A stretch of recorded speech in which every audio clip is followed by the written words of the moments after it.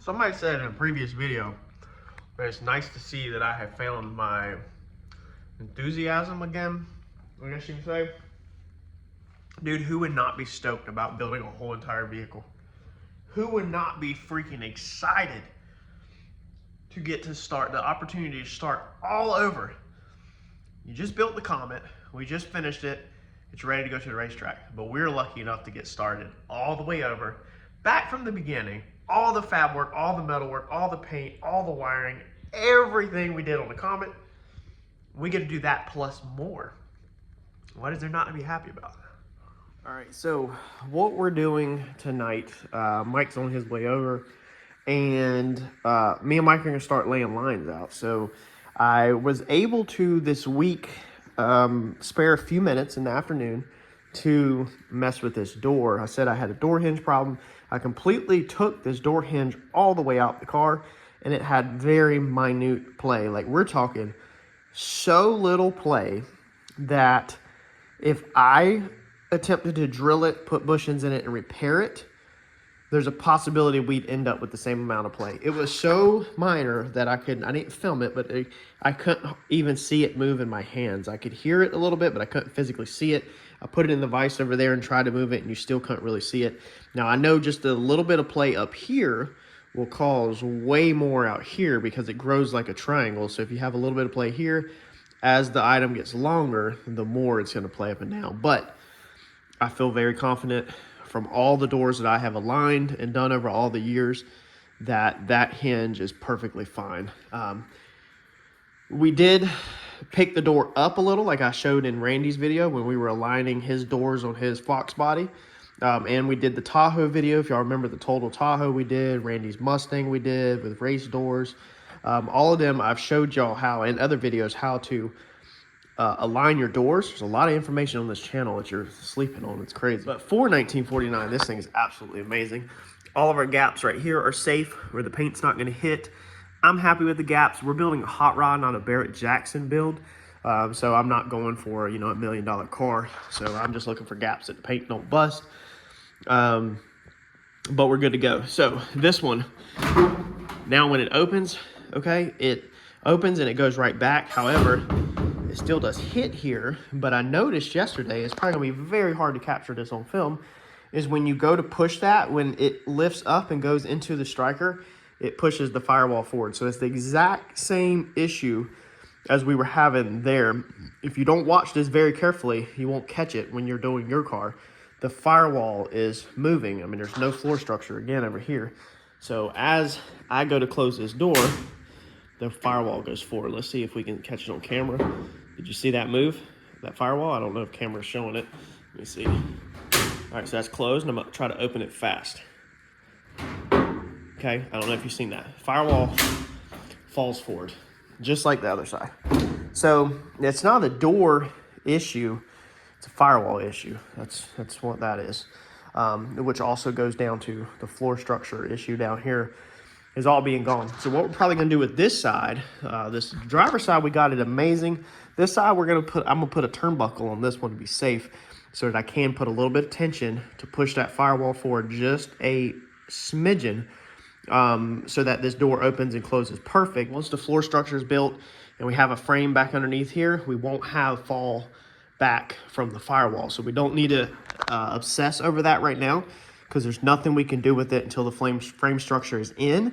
But we do want to X brace it just like we did this one, because we want to keep the X braces in basically until the floor structure or the firewall is bolted to a frame. So that's why I'm thinking ahead on like these front ones and the way I'm doing them, so that the floor can be cut out. So all of these bars, as you've seen in a previous video, these bars are above where the floor structure is going to be. This is all the way up here up top, so it won't be in the way. And this thing down over here is down low, so it also will not be in the way. The floor cannot be higher than that, I'm pretty sure. And if we have to move this forward, it's not a big deal. All right, so we've welded in our turnbuckle. This is not the cleanest turnbuckle. This is just scrap that I had laying around. I don't want to go buy nothing else. We've got it tacked up there and tacked down here. Now I've just put a couple turns into it, but I'm just gonna show you what you do is, let's see here. That's putting pressure on it. So just snug it up a little bit. Okay, like that. That feels like we're getting some pressure put on it. All right, so that's pushing the firewall forward. And now when we go to close this, look at that. The door actually bounces in there because that's how beautiful that is. Look at that. Look at that, my God. Look at that. Let's do it with the pinky. Yeah, buddy. All right, so I'm gonna go ahead and weld that up, put a little bit beefier tacks on it so they don't break loose mid-project. And as long as the turnbuckle doesn't get hit, now if it was all steel, you could tack weld your turnbuckle also, but I like to be able to keep it like that and be able to turn it, but you probably wanna make some alignment points. We'll go ahead and take some white marker I think I got over there and make some reference lines to make sure that thing never gets turned. I guess you could also put jam nuts on it. You know, there's a million ways to skin a cat, but that's just how I did mine. So let me weld that up, and then this doorway is braced also. So Mike finally showed up. He was being really lazy this afternoon, but we're laying out the lines. We're gonna start, so we're gonna cut it. We're gonna keep this window with the car. Now, first off, I'm sure some of y'all old school guys have seen this tool, but it's basically, isn't it called, that's a compass, dividers. Right? Dividers? Yeah, dividers. But it looks like a compass when you're in school. It's a pair of dividers. Okay. Adjustable dividers. So I've always seen the compasses from when I was in school, but that thing's got that little screw on it. So what we did is we went over here and first we broke the tape at 10. Never use your end if you want anything precise. 10 to 13, that's 3 inches. So we decided to mark around this rear window 3 inches. And that's gonna be our cut line that we're gonna cut on. Then we're gonna keep the glass in here while we do this. And we're just gonna tape the glass. Yeah, we'll just tape it all up. That will help keep. The reason why we're doing this, some people, I wanna explain this. This video might be a lot of talking. But this is gonna keep our back profile right here, our profile. So we're not gonna lay the window like everybody does. We're not gonna mess with none of that because of this trunk. On this car is very unique with this line and how it flows like that. We've gotta keep that. We can't lay all of this in because then you get really complicated in here. Like I guess you can, but we're not looking for that. We're not looking to open that can of worms. So we're just gonna cut that out, okay, around there. And then we'll come across, and then that leaves our package tray where it doesn't have to be disturbed. None of that has to be disturbed. And then when the car goes forward, the roof skin will overlap, which you'll see that when it happens. And I'll go ahead and make a note here in a second. We're gonna go to that. Yeah, switch sides of the tape. That way It needs to switch sides about right here on the inside of that piece right there.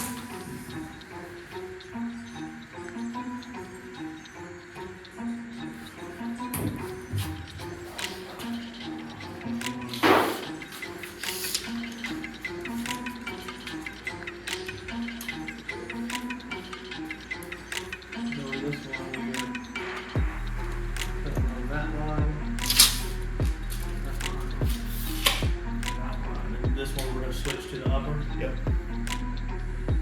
It needs to switch probably right there where that upper rail starts put together right there. Yeah.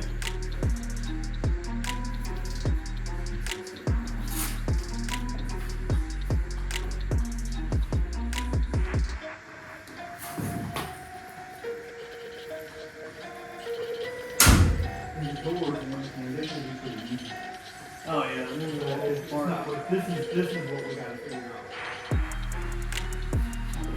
Maybe that way level soon.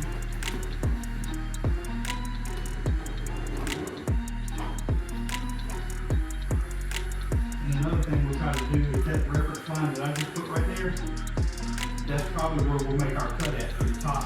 See that's a global package tray, which I think it is. We're good there. The other thing is like, I'm trying to make the cuts to where when you put everything back together, you look inside the car, you don't see what's cut from the inside. True.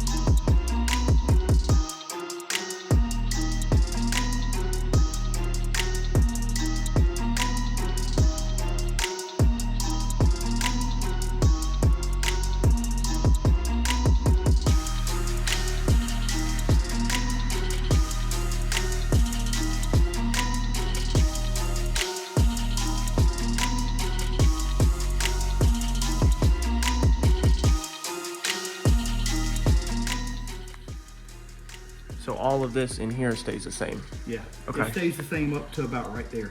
Okay. And what? Hold on. Was it do get skinnier? Starts getting thinner. Thinner at the top. Yeah. Okay. So we've got our good 2 or 3 inches Yeah, we right got in there to 2 work. right there, 2 to 3.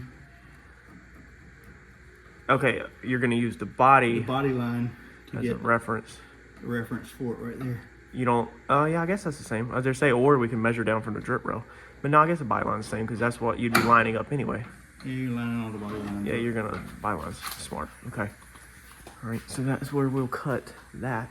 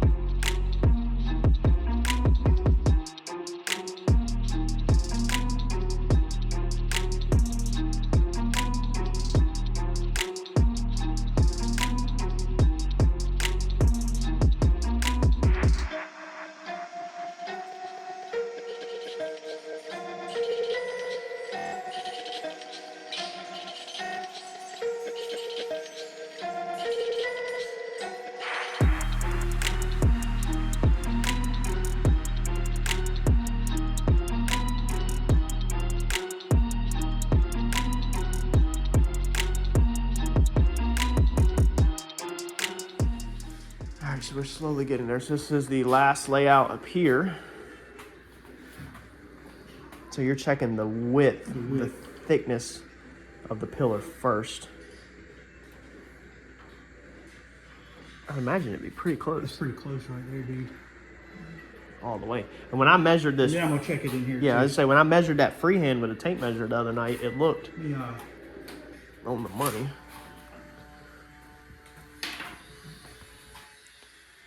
What does it get fatter below that? Below that, it starts spreading out. Okay. So from anywhere from right here to right there that we can find an exact at the 2-inch mark.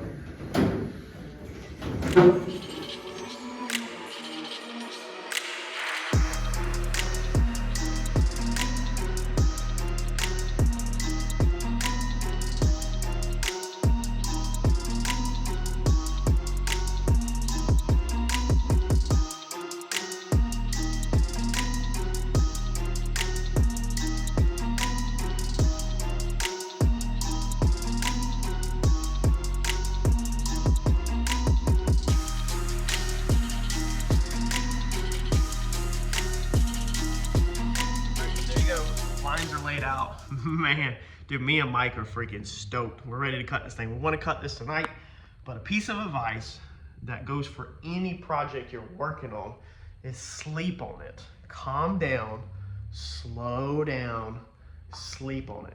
Because what will happen, and I learned this from the Comet, is you'll cut something, you'll go get a shower. You'll be laying in bed tonight and you'll be like, crap, I didn't think about that. So just slow down. Us cutting stuff tonight, it is 9:30 at night on Thursday night. Us cutting stuff tonight is not going to do anything for us at all. We're not racing. We're not trying to make a deadline. You know, we're trying to actually slow down because I want to work. It sounds weird. Most people are like, I want it done so I can drive it. I want to work for 2 years on this car. Unfortunately, I don't think it's going to happen. I can already tell that we're moving at a really fast pace. We're already planning out the chassis and everything. We're moving at a really, really fast pace. I'm actually shocked at how fast we're moving. But it's because of the knowledge. When you learn stuff, and you can learn everything I learned from this channel, then you start getting faster and faster. Like, to break down the Comet, it took me like 2 months because I undid everything. I unhooked everything because I thought the car was going in one direction. I didn't 100% have us locked in playing with the car. But with this one, I didn't have to do that. The Comet, I pulled the motor out, I pulled the transmission out, I pulled the rear end out, I put a rear end in it to get it back rolling, and then on leaf springs, and then we decided to go 4-link. I put a cheap 4-link in it, and then we decided to go 10 Soldiers 4-link. I put a 10 Soldiers 4-link in it. So the rear car got cut apart 3 times on the suspension. That's what slows you down. So if you have a game plan like we do with this one, we're gonna move way faster. So slow down and know what you want to do to the best of your ability, and then build. That's one thing I've learned. If I can teach you anything, that's one thing I've learned. So this, the lines are pretty much there. It might be hard for me to tell y'all. You'll kind of see it when it happens. Stay tuned for the next video. But basically, long story short, we're gonna cut these doors out here. Now, traditionally, a lot of people do their doors first. The real high-end $1 million cars, they do the doors first, and they bring the roof line down to the door, and they make wood bucks so that each door is symmetrical. You can flip your bucks. I'm not gonna go into a ton of detail, but you can make it so that your passenger door, your driver door is symmetrical, and then you'll bring your roof down to the doors so that the roof is symmetrical left to right. That's typically how you do it, because you could mess up on your cut here. But if you have your doors done perfectly symmetrical with a wood buck that goes in there, then you can't mess up when you go off of this line, because then you even put spacers on top of the door and you just sit the roof on there, and then you go for here, versus if you go for here and it could be off a 1/16 of an inch, you know, not an 1/8. That's getting crazy, but a 1/16. But we're not building that caliber of car. We're not building $1 million car. So we're gonna go back to the old school way that a lot of y'all are familiar with, where people cut the roof first and then they build the doors to the roof. That's the route we're gonna take, because we want to see the roof line. So we're pretty sure we want 2 inches on the chop, but we need to get the doors out the way. So we cut here and we cut here, and then we lay the door on the ground. Door swings open, we're not limited on height. Then we come in here, we cut here, and then we cut around here. Okay, so we're gonna cut this, we cut across here, and then we cut like that. What that allows us to do is this piece right here, okay, and this piece right here. We can grab this piece right here, and we can grab this whole pillar right here, this whole pillar with this door open. Y'all visualize this with me. We can grab this pillar piece right here, because you can see we're gonna cut all the way through there. All right, so we can grab this B pillar, we can sit this whole thing off to the side. So now our little delicate body line right here, okay, it's off to the side. It's over here. So we can fix that later. Then to get the roof off the car, we cut through here, and then we cut up and over. And now with the pillar cuts, the skin will come off the car. So now what's left is the quarters, and the back is sitting like this. We can't change this arch. In this build, we don't want to change this arch, like I said. So it's just sitting there, all right? And then what we're gonna do, make sure you stay tuned for next video. We're gonna chop our 2 inches out. We're gonna put this line back up right here. When we drop this down 2 inches, the front of this car is gonna move the distance of this right here. Not this, it's not gonna move forward 2 inches, even though you're going down 2 inches, it's not gonna move forward 2 inches. It's gonna move the distance from here to here. So whatever that thickness is right there, that's how far the back of the car moves. So now we come back here, we have a measurement from here to here, because this is gonna be cut, this can go forward. We measure from this roof line to the top of this, okay? And then we double check off our gutters. The gutters are probably going away 100%, or they're probably getting cut back to about here, so we can run roof racks. Surfboard, old school style roof racks. Probably, that's in a toss-up, but we're definitely not running a gutter all the way down here, okay? It's either all going away or getting cut short. But we're gonna keep the gutter in for mock-up. We'll cut through the gutter, and then we got the distance between the gutter cuts, okay? Between here and here. We check all 3 of them measurements. When you get them 3 measurements, that tells you what you need to come here. Now you need to come over here, and you need to take out a section in here, and then it's gonna do some funky stuff and come up that way. We'll show you that when we get to that point, okay? But that measurement back there now comes here, because remember, the floor is gone. So we'll come through there and just saw a large section of the floor out. Then we scoot this back forward until this touches this again. This comes down, but this is gonna go forward. You're gonna have to just stay tuned, because it's gonna be easier to watch us do it than it is to talk about it per se, okay? And then we've already mapped out the roll pan for the back. We've got that under control. We've got what we're shaving, what we're Frenching. The taillights are in toss-ups. We know what we have to do with the wheels. There's some heavy modifications that has to go in here with the big rims that are going on it. Dude, we are months and months ahead on the layout of this car. So smash that like button for me. Stay tuned, because this is going to be sick.